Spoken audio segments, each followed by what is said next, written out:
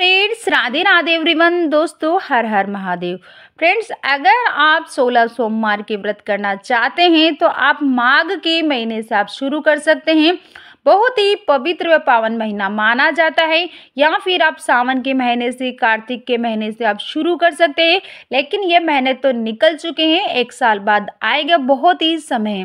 तो आप उससे पहले आप माघ के महीने से आप 16 सोमवार के व्रत आप शुरू कर सकते हैं। आपकी मनोकामना आप अति शीघ्र आप पूरी कर सकते हैं, क्योंकि कहते हैं कि 16 सोमवार के व्रत से मनोकामना बहुत ही अति शीघ्र पूरी हो जाती है। बहुत ही फलदायी व्रत ये माना जाता है। किसी भी विशेष फल की प्राप्ति के लिए 16 सोमवार के व्रत किए जाते हैं। इस दिन शिव शंकर और माता पार्वती का पूजन किया जाता है। 16 सोमवार के व्रत बहुत ही कठिन माने जाते हैं, क्योंकि इस व्रत में नमक का सेवन बिल्कुल नहीं किया जाता है और एक समय प्रसाद ग्रहण करना होता है। सोमवार की सुबह जल्दी उठकर स्नान आदि करने के बाद हमें पूजन करना होता है। तो 16 सोमवार में पूजा हमको कैसे की जाती है, तो इसकी विधि हम आपको बताने जा रहे हैं। 16 सोमवार के व्रत में मिट्टी के ही शिवलिंग का पूजन सबसे ज़्यादा फलदायी माना जाता है। तो आप अपने घर के गमले में से ही मिट्टी ले लें और शिवलिंग बना लें। देखिए, शिवलिंग का अभिषेक करना बहुत ही महत्वपूर्ण होता है। 16 सोमवार के व्रत में आप मंदिर में जाकर भी आप शिवलिंग का अभिषेक आप कर सकते हैं, पूजा आप कर सकते हैं, या फिर आप घर पर ही इस तरीके से पार्थिव शिवलिंग बनाकर आप पूजन आप कर सकते हैं। अगर आपके पास शिवलिंग है तो आप उसका अभिषेक आप कर दीजिए। बहुत से लोग घर में शिवलिंग नहीं रखते हैं। अगर आपके पास भी शिवलिंग नहीं है घर में, तो आप जब सोमवार के व्रत करें तब आप इस तरीके से मिट्टी के शिवलिंग बना लें। पार्थिव शिवलिंग आकृति, मतलब बड़ा छोटा जो भी आप बनाना चाहे शिवलिंग आप बना सकते हैं। बहुत ही आसानी से शिवलिंग बन जाता है। इसमें हमें थोड़ा सा पानी लगाकर चिकना हम कर लेंगे शिवलिंग को, ताकि इसमें दरारें ना रह जाए। जब भी हम मिट्टी से कोई भी मूर्ति हम बनाते हैं तो इसमें दरारें बिल्कुल नहीं रहनी चाहिए। देखिए, जब हमारे शिवलिंग भगवान भोलेनाथ बनकर तैयार हो जाएंगे, उसके बाद हम चौकी हम लगा लेंगे। चौकी हमने लगा लिए, उस पर सफ़ेद रंग का वस्त्र हम बिछा लेंगे। साथ ही चौकी पर फूलों का आसन देकर हम शिव परिवार की तस्वीर हम विराजमान कर देंगे।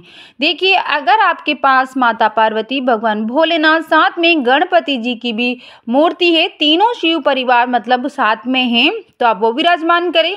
अगर नहीं है, देखिए मेरे यहाँ पास जो तस्वीर है उसमें केवल माता पार्वती और भगवान भोलेनाथ ही है, तो मैं अलग से गणेश जी की स्थापना मैं कर दूंगी। जैसे भी आपके पास हो उस तरीके से आप अलग से विराजमान कर देंगे।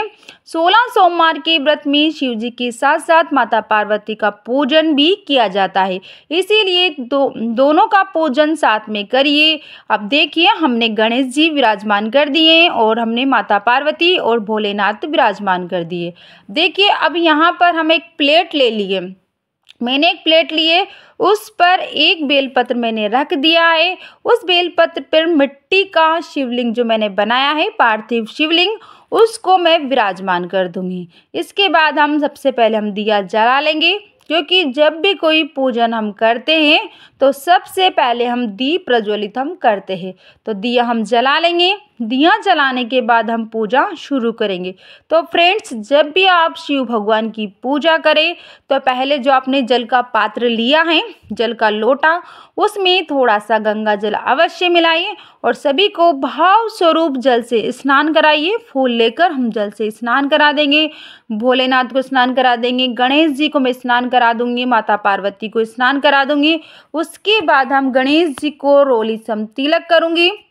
भगवान शिव शंकर को चंदन से तिलक करूंगी, क्योंकि भगवान शंकर को रोली का तिलक नहीं किया जाता है। उसके बाद माता पार्वती को रोली से तिलक करेंगे। साथ ही दिए का भी विधिवत पूजन करते हुए हमें चलना है, तो दिए को तिलक करेंगे।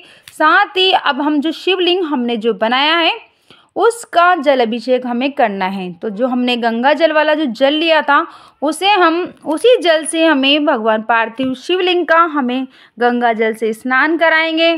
तो सबसे पहले मैं जल से अभिषेक करूंगी। उसके बाद हमें कच्चा दूध हम चढ़ाएंगे।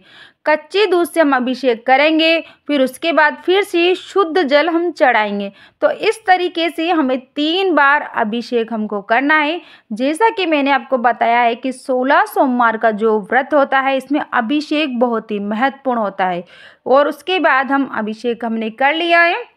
इसी के साथ अब हम चंदन से हम तिलक कर देंगे। भगवान भोलेनाथ को चंदन से तिलक करेंगे। साथ ही हम सफ़ेद रंग के पुष्प में समर्पित कर दूंगी, क्योंकि भगवान भोलेनाथ को सफ़ेद रंग के पुष्प बहुत ही अति प्रिय है।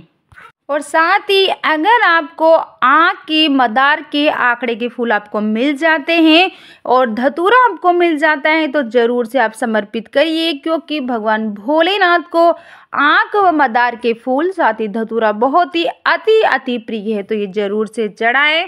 और हम गौरा मैया को लाल रंग का पुष्प में समर्पित कर दूंगी। गणेश जी को लाल रंग का पुष्प में समर्पित करूंगी। दिए को भी हम फूल समर्पित कर देंगे। अब हम शिव परिवार को वस्त्र स्वरूप कलावा समर्पित हम करेंगे।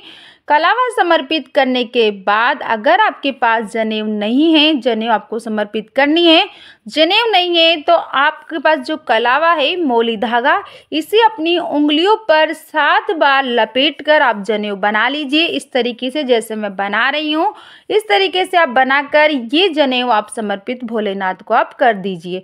इसके बाद हम भोलेनाथ को, शिव शंकर को, पार्थिव शिवलिंग को हम बेलपत्र चढ़ाएंगे। तो देखिए जो बेलपत्र है इसकी डंडी हम तोड़ लेंगे और जो चिकनी साइड है इसे हमें शिवलिंग को टच कराते हुए, स्पर्श कराते हुए में बेलपत्र हमको चढ़ाने हैं। तो बेलपत्र आप कितनी भी संख्या में आप ले सकते हैं, 5, 7, 11, जितने भी बेलपत्र आपको मिल जाएं वो भगवान भोलेनाथ को बेलपत्र पर चंदन का तिलक लगाकर आपको समर्पित आपको करना है। यहाँ पर मैं चंदन का तिलक लगाकर एक एक करके मैं भगवान भोलेनाथ को 5 बेलपत्र में समर्पित कर दूंगी। साथ ही अगर आपको शमी पत्र मिल जाते हैं तो ज़रूर से चढ़ाएं, क्योंकि शमी पत्र को चढ़ाना बहुत ही फलदायी माना जाता है। जब भी आप भगवान शिव की पूजा करें तो एक शमी पत्र आपको ज़रूर से चढ़ाना चाहिए। ये आपको बहुत ही आसानी से आपको कहीं भी मिल जाता है। इस तरीके के शमी पत्र आप भगवान शिव को ज़रूर से समर्पित करें। इसके बाद अगर आपके पास धतूरा है तो धतूरा चढ़ा दे। आँख के फूल आपको मिल जाएं, भांग आपको मिल जाए तो भांग चढ़ाइए। इसी के बाद हम अक्षत समर्पित करेंगे। तो हमको साबुत वाले चावल ही हमको चढ़ाने हैं, टूटे हुए चावल हमको बिल्कुल नहीं लेने, इस बात का आपको ध्यान रखना है। इसके बाद 16 सोमवार के व्रत में जो भोग चढ़ाया जाता है उसमें चूरमे के लड्डू चढ़ाए जाते हैं। तो इसमें हमको 1 लड्डू जो होता है वो गाय को हम देते हैं, 1 लड्डू प्रसाद स्वरूप हम सब में हम बांट देंगे। तीसरा जो लड्डू होता है ये हमें जो व्रत करते हैं व्रतधारी, उनको इसी लड्डू को खाकर उनको व्रत तोड़ना होता है। मतलब जब अब वो भोजन करेंगे तो इसी व्रत से उनको व्रत खोलना होता है, इसी लड्डू से। मतलब जब आप व्रत खोलेंगे तो आप लड्डू, यही लड्डू खाकर आप व्रत खोलेंगे। इससे ज़्यादा आप नहीं ले सकते हैं और ना ही इस लड्डू में से आप बचा सकते हैं, ना आप किसी को आप दे सकते हैं। मतलब साइज जो आप बनाएं लड्डू की तो आपको ऐसी बनाएं जो आप खा सके। तो हमें ये 3 लड्डू हमको चढ़ाने हैं भोग में। भोग स्वरूप हम ये लड्डू समर्पित कर देंगे और शाम के समय में व्रत खोलना होता है। साथ में हम 1 लोटा जल हम रख देंगे। इसके अलावा आप ऋतु फल आप समर्पित कर सकते हैं। कोई भी फल जो आपके पास अवेलेबल हो वो फल आप चढ़ा दीजिए। साथ ही हम दक्षिणा जरूर से हमको रखनी है। दक्षिणा रखने के बाद हम धूप दीप दिखाएंगे। धूप दीप दिखाने के बाद हमें कहानी सुननी है। 16 सोमवार की व्रत कथा हम सुनेंगे। तो सीधे हाथ में चावल हम ले लेंगे, 1 फूल हम रख लेंगे और कथा हम सुनेंगे।